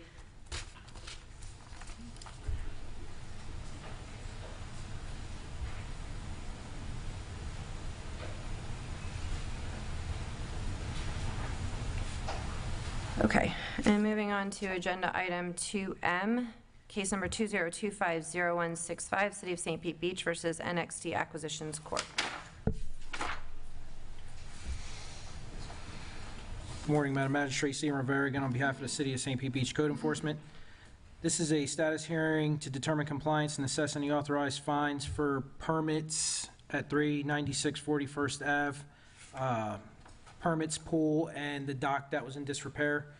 The dock has been removed. The pool has been covered and drained. Property's been cut. The only deadline that was missed was the permits by a few days. So we're going to be seeking fines from 6/6 to 6/24 of $250 a day plus 330 administrative costs and any fees associated with liens. Okay, and do you know, they were required to get permits. Do you know if there was any delay in the permitting, or was that when their submission was? No, I went back and looked at the previous order. You gave them until 6/6, and it was to apply for the necessary to apply for it. It didn't say to secure. Right. 6/24 it was applied for. Oh, they didn't apply for them until 6/24. Okay. Okay. All right, anything else, Mr. Rivera? No, ma'am, just the 6/6 to 6/24, the date that you gave them to come into compliance. Okay. Is anyone here on behalf of NXT Acquisitions? If you could please come and just state your name for the record and affiliation with the company. Hi, my name is Kaylee Arn, and I'm a representative for NXT Acquisitions. And do you have a POA on file? I do, and I remember you from last time, Ms. Arn. Hi, how are you? Okay. Anything that you'd like to say? Yes, there was, the GC head came here that day, and just, there was a couple of slight corrections that need to be made on the plans, and also energy calcs needed to be replaced, needed to be fixed. The energy calcs, when in our final kind of like run through, they only had one AC. It's going to be two. It's a split unit, so that had to be updated with the window schedule, which is why like a slight delay. Unfortunately, it just takes a little bit of time for engineers and architects to restamp them. Currently, I do have just the permitting on my side of things. Everything, as they said, is currently in review, and everything's been paid. We did receive a rejection on the plans. There was a correction, which I have the email for, and that was sent on, the email was sent to the GC on July 5th. With a 10-day compliance with a couple of just details for the corrections. Okay. Which he did send to the engineer, and that will hopefully be sent to us by the end of the day from the architect. So they did give us a 10-day kind of window to fix that, and we're still within that time period as well. Okay. All right, thank you, Ms. Arn. I appreciate that. Is there anything else from the city? No, ma'am. Okay. I am going to find that the property is now in compliance. I am not going to issue any fines because I do believe that there was an effort to go ahead and make that. There were corrections that need to make on the plans, so I do understand that. I am going to, however, issue or assess at $330 of the reasonable administrative costs of the city, and then I will get you guys an order stating that effect. Thank you.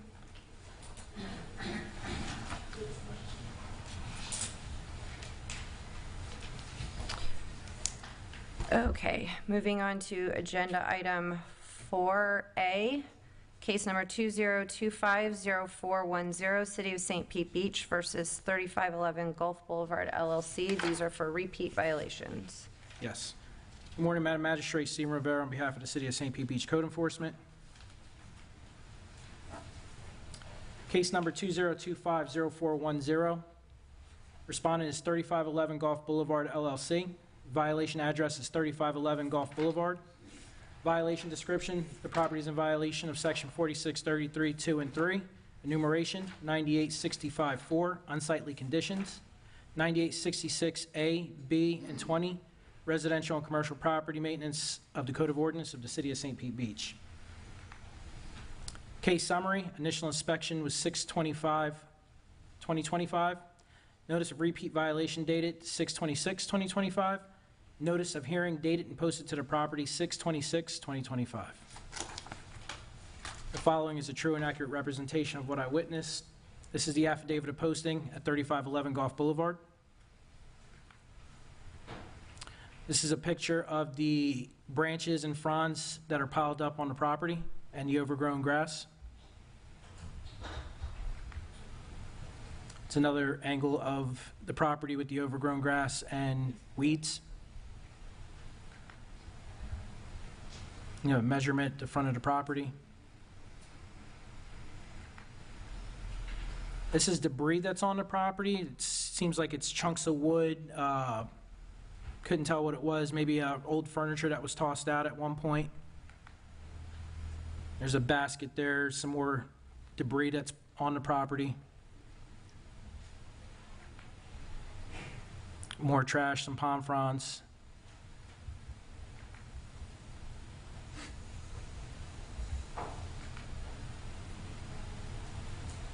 You can see in the back the brush pile that's back there and dead vegetation.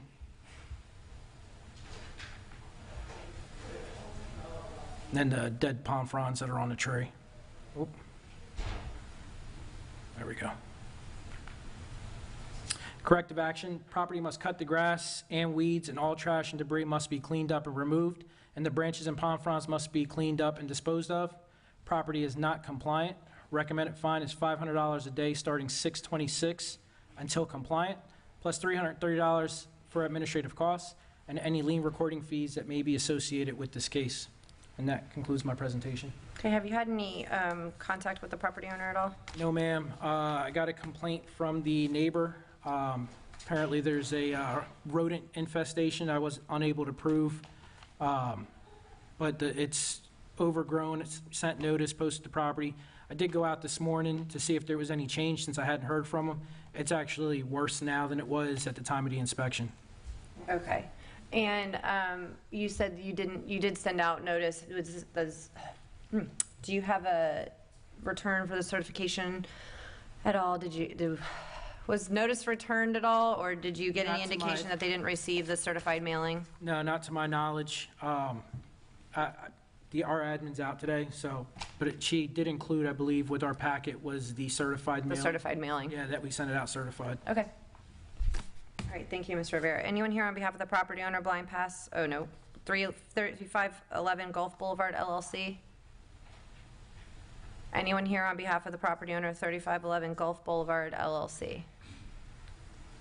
Okay, I am going to find that the property is in violation of the stated code sections. I am going to assess, I'm not going to assess the $500 a day, but I will assess $250 a day from the date of the violation until the property comes into compliance, as well as the $330 of reasonable administrative costs of the city, and any lien recording fees that may be necessary.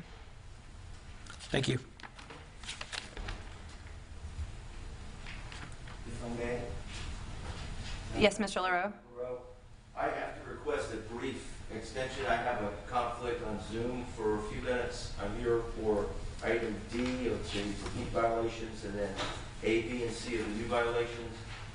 Might I respectfully request that you just carry those over for a few moments so I can go take care of my Zoom hearing at some other time? Sure, Ms. LaRoe. So you are on D and then A, B, and C on the new ones?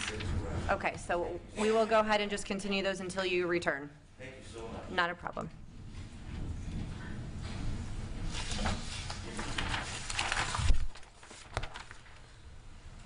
Okay.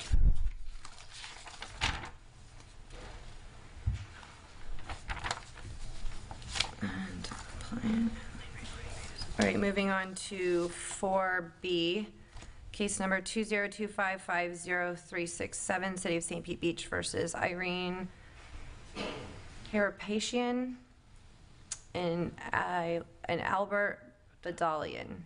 And I apologize if I've butchered anyone's name. I'm sorry about that. Ayaka Ruktashel, representing the City of St. Pete Beach, Code Enforcement. Right on. This is case number 20250367.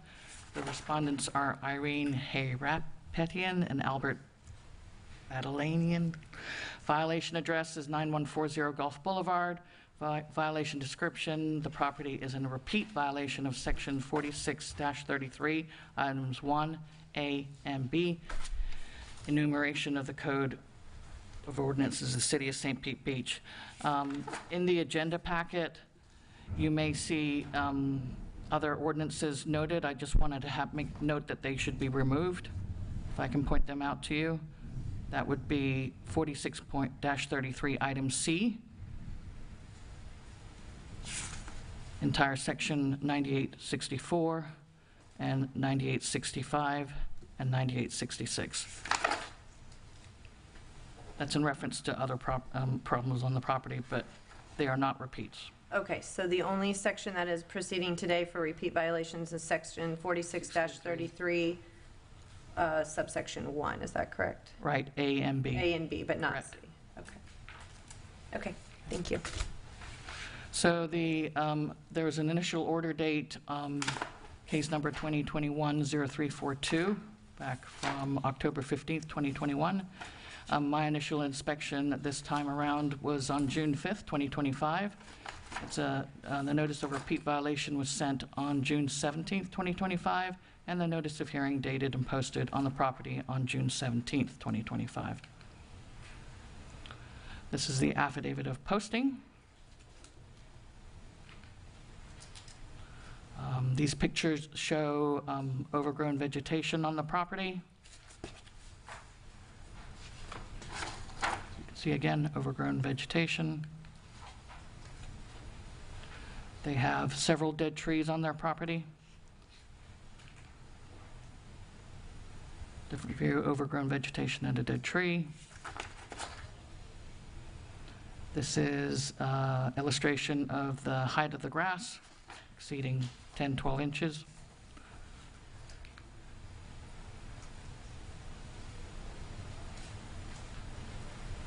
So the corrective action is the property landscape must be maintained and remove dead trees and debris. The property actually did come into compliance as of July 3rd. I do have some recent pictures here, maybe I can, with the overhead that were sent to me. They have cleaned up the property.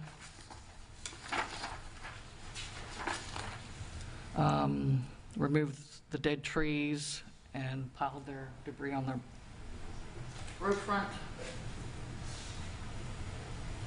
as you can see here.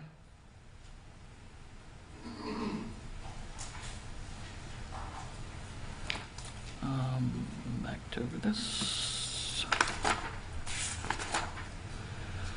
So came to compliance as of July 3rd, so we are recommending only $330 for administrative costs at this time. Okay. All right, thank you. Is there anyone here on behalf of the property owner? Yes. If you'd like to please come state your name for the record, and then my understanding is that the property is now in compliance and the city is just seeking $330 in administrative costs. So if you'd like to go ahead and prepare any response to that. Yes, my name is Albert Badalian. The property address 9140 Gulf Boulevard, and the property is unlivable.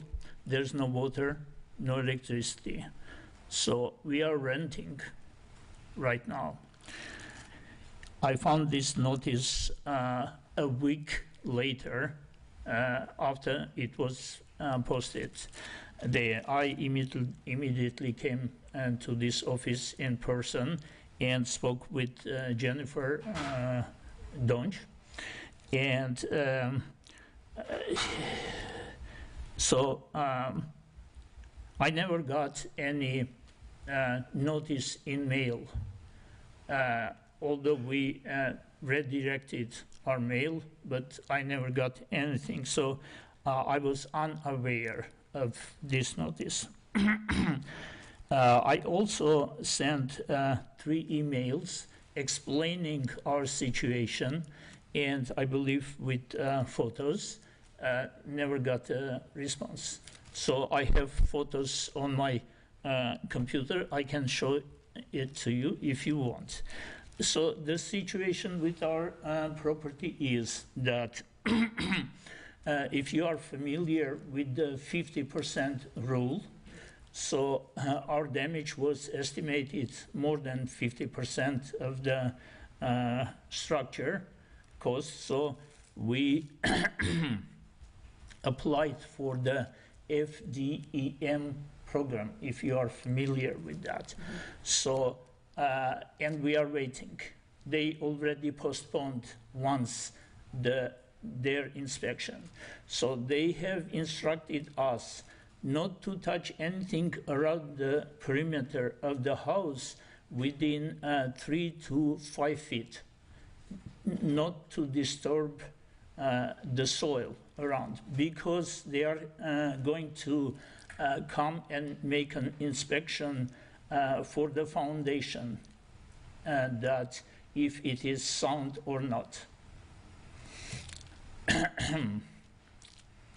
The next thing is that we are waiting for, although we have a contract with the roofer and other people, with the contractors, we are waiting for them to come and make an inspection of the house, because we are unsure if they are going to raise the house or just mitigate it. Okay. So we are waiting for their decision. And the contractors don't get the permit yet because they don't know precisely what they are going to do. Also, we have been told that we cannot do any repairs in the house because that would disqualify us from their program. So we waited for this long for them, and we cannot do anything. So I go to the property every week just to inspect around and to see what is happening. So immediately when I got the, and by the way, I was told Ayako Ragdeshal, she called me after I sent these emails, and she said, do something about the fascia and all that. And I cannot do anything because it would void the insurance and the contract. So I cannot touch anything. I cannot do any repairs. So the only thing I could do, I removed all the weed and all that, and also dead palm tree.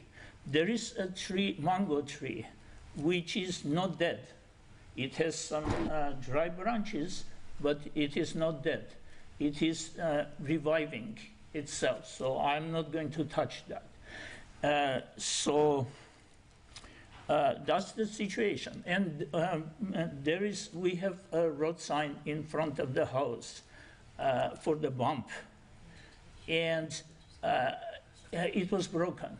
So the city or somebody, I don't know who, I'm assuming the city, came and repaired that road sign. But they left a pile of asphalt by that sign, which is not mine. I didn't touch anything. So other than that, the front of the house is clean of weed and everything. If you would like, I can show you the pictures. I have credible testimony from you, and also the city has said that the property is in compliance. So I would ask you not to fine us. Okay. Because we are already in quite great distress with our situation, and we have no idea what we are facing in our future. Right. Okay? Okay. All right, anything else that you'd like to let me know about? I think I understand the situation pretty well. Yes, just one thing. Sure. When I came to the city and spoke with Jennifer, she said, "Oh, you are a repeat offender," which so today in this case, again, I am going to be qualified as an offender.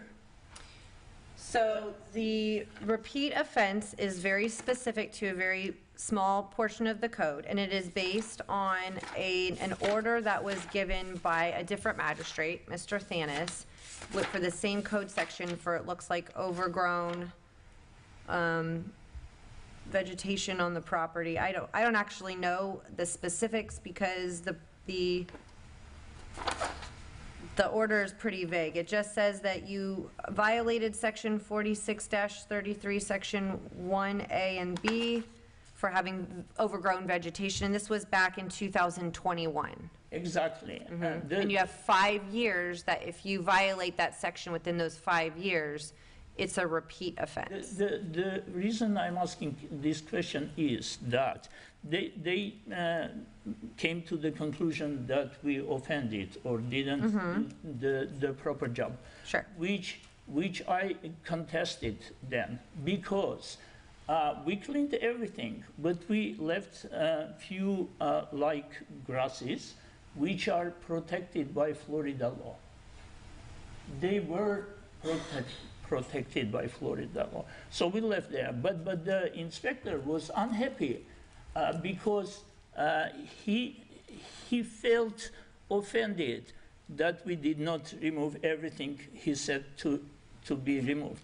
So he brought this case in front of the magistrate. The previous magistrate, right. And the inspector before him that came and posted notice, we told that this grass is protected by Florida law and we are going to leave it there.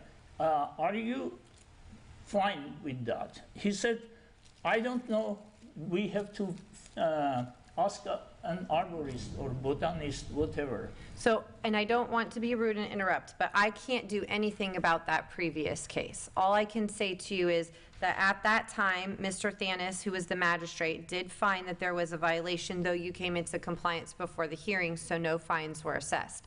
That's all that I can consider, was that there was a previous finding that you were in violation of the stated code sections.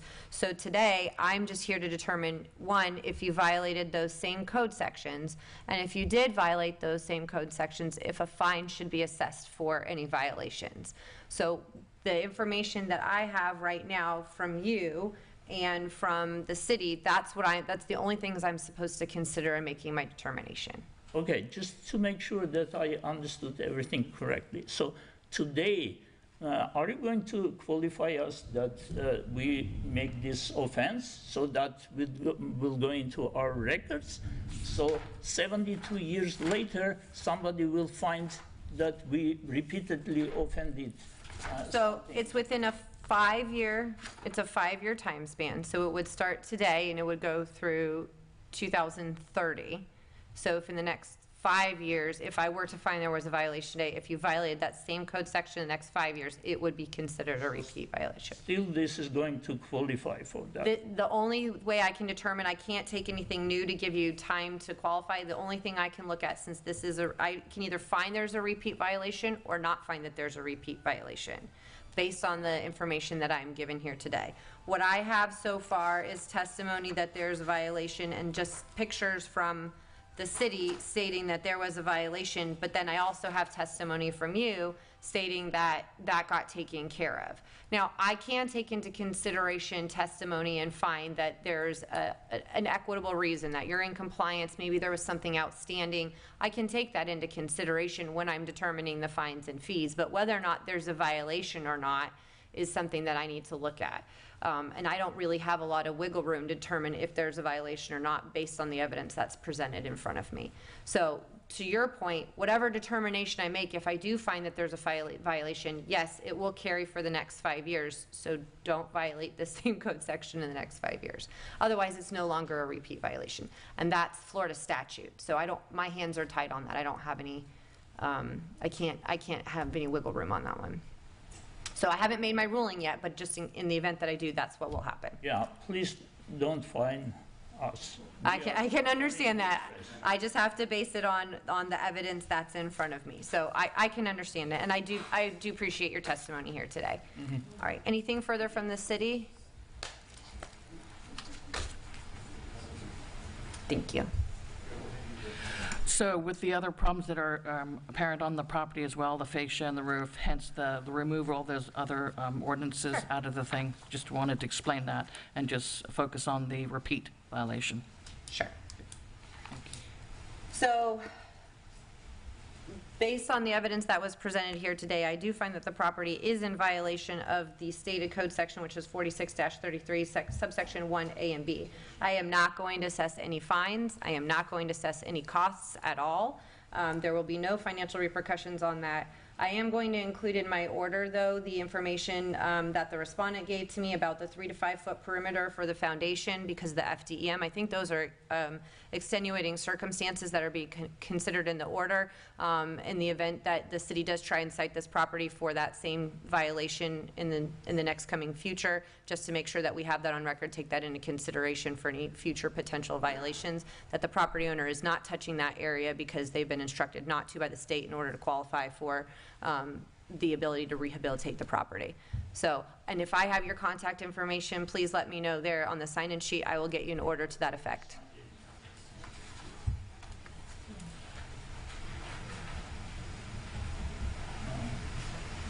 I put my address, but I forgot to put my apartment unit in it.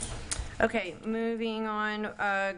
Agenda item 4C, case number 202503888 was continued until the August 11th hearing, and there will be an order to that effect. Mr. LaRoe is back, so moving on to case number 202503313, City of St. Pete Beach versus SunGold LLC. Good morning, Madam Magistrate. Stephen Rivera again on behalf of the City of St. Pete Beach Code Enforcement. Case number 202503313, respondent SunGold LLC. Violation address is 3815 Gulf Boulevard. Violation description, the property is in violation of section 46331B, enumeration 9865-4, unsightly conditions, 9866A, B, and 24, residential and commercial property maintenance of the Code of Ordinance of the City of St. Pete Beach. Case summary, initial inspection 5/23/2025, notice of repeat violation 5/28/2025, notice of hearing dated and posted to the property 5/28/2025. The following is a true and accurate representation of what I witnessed. This is the affidavit of posting. It shows portions of the fence that are in disrepair.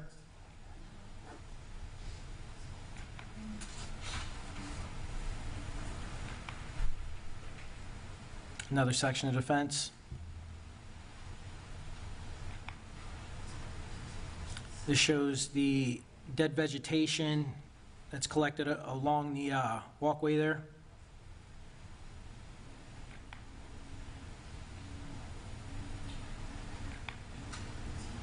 And then there was a pile of palm fronds and branches that were in the back corner of the property as well. And this was a root ball, palm tree root ball. Looked like they removed it and it was sitting on the property. Corrective action. Property must clean up all dead vegetation and remove the root ball and replace the fence on Gulf Boulevard. Property, it is not compliant. They're close, but it's not compliant. Recommended fine is $500 a day starting 5/23/2025 until compliant, plus $330 administrative costs and any lien recording fees that may be associated with this case. And that concludes my presentation. Okay, thank you. Mr. LaRoe? Be here. Thank you for the break. Apparently I didn't need it. Of course. This prior issue dealt with some, I think, a prior complaint that we have some photographs to show. My understanding was that this had been taken care of, and I think the history of this case is that the fence and the vegetation was ordered by the city, and my client put it up, didn't want to put it up because expected the same result to come from this. But I know that she travels a great deal. She's prepared a statement about the several, I want to say dozens of code enforcement issues that she's faced.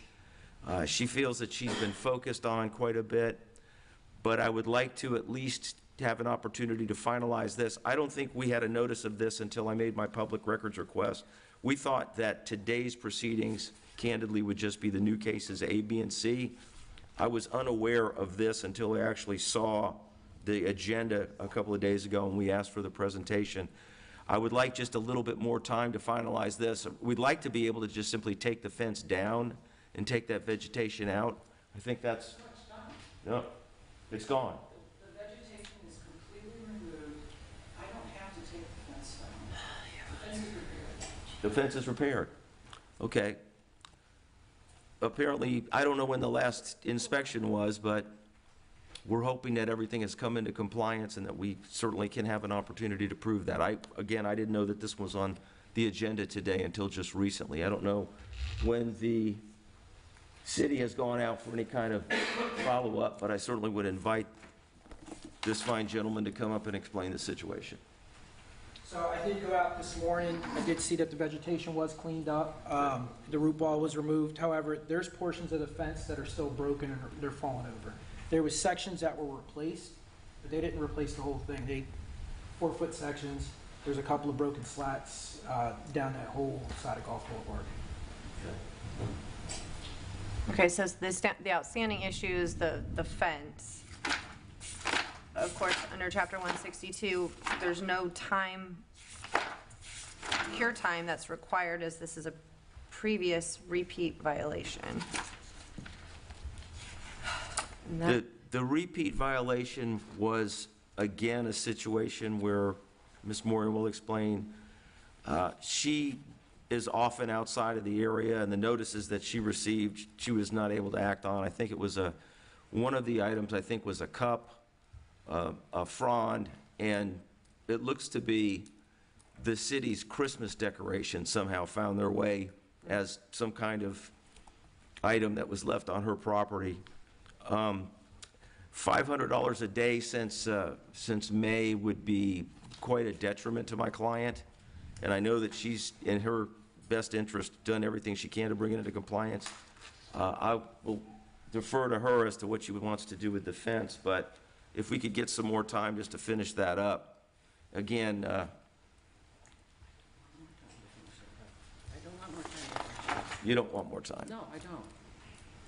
Okay. What meets with the pleasure of the magistrate? So, I guess my question is, I understand the affidavit posting, but the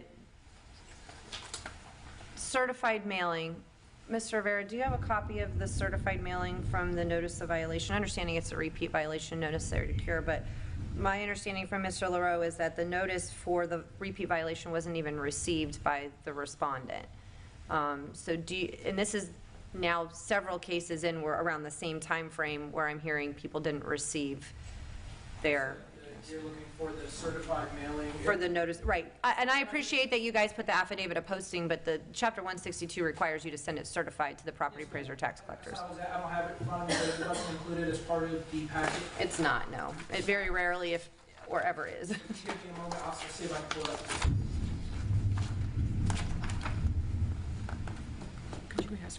Madam Magistrate, if we could indulge Ms. Morian for a moment. Of course. She prepared a written statement that she thinks would certainly memorialize her position here. Absolutely. This is her time, so please. Thank you. So I have quite a history here, and I think that you need to know the history to even be able to figure out what's going on here. My name is Beth Morian. I live at 3618 El Centro Street, St. Pete Beach, Florida, 33706. I've lived here almost 45 years. I'd like to ask the magistrate's indulgence, as I feel I need to give you some history on what is going on here. About 20 years ago, I gave the city $1 million to build a new rec center and the new pool. This was for all the citizens of St. Pete Beach to enjoy. Unfortunately, no good deed goes unpunished. This donation actually put a target on my back. And over the last 6 years, I've gotten over 170 code violations, and that's as far back as the city records go. I've gotten code violations for such things as 3 palm fronds laying in my yard, 5 pieces of soffit missing after a storm, a plastic cup someone threw in my yard, my garbage can left out after 5 p.m., and many other small items. I've also gotten code violations for having a bad roof and rotted windows in a 1923 property I own in Passagirl. Since I travel a lot and the city insists on sending code violations by certified mail, I never received the code violation, and then I never received the special magistrate hearing either. By the time I find out what was going on, a $200,000 lien had been placed against my property. When I returned, I immediately called code enforcement, told them I'd never received the code violation or the special magistrate hearing letter. And the fact was that I'd replaced that roof and the rotted windows over a year before the code violation was issued. I also pulled a permit from the city to do this. But code enforcement would not remove the lien. So then I called the mayor, who was at the time Al Johnson, and explained to him what was going on. He told me he would take care of it and call me back. He called me back and left me a voicemail offering to let me pay a $500 fine. He would make the whole thing go away. I have that recorded in my phone if you'd like to listen to it. I called him and told him I was not paying the fine because I had actually pulled the permits from the city a year before. Then he told me that he would be glad to have someone else pay it, and I said absolutely not, and then it magically went away.